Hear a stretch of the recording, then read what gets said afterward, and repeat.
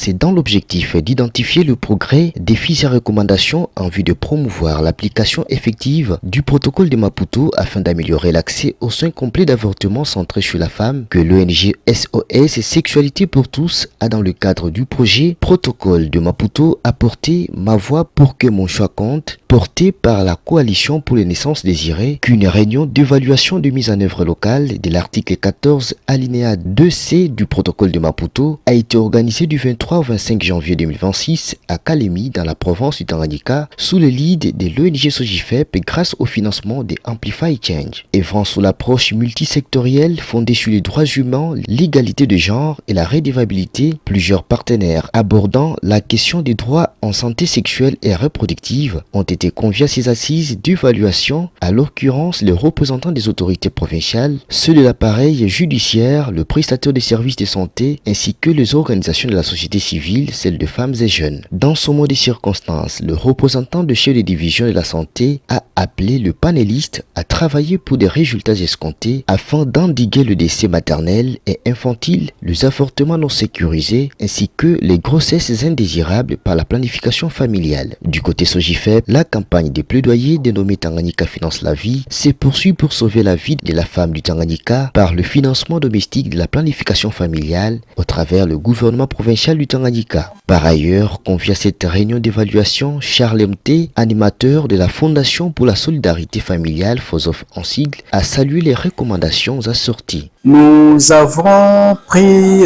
des initiatives telles qu'il faut d'abord renforcer les sensibilisations communautaires pour qu'au niveau de la communauté, les femmes nécessitant ces services puissent être informées d'abord sur l'existence des services, sur les différentes structures qui prennent en charge ce type de service, mais aussi continuer avec le plaidoyer sur l'effectivité de cet article parce qu'il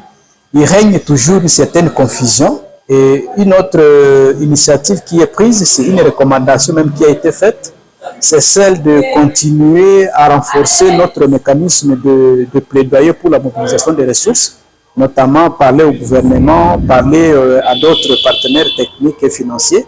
parce qu'il s'est avéré que sur 400, à peu près 400 structures de santé, dans la division de santé du Tanganyika, il n'y a que 23 structures. Donc le gap est très grand,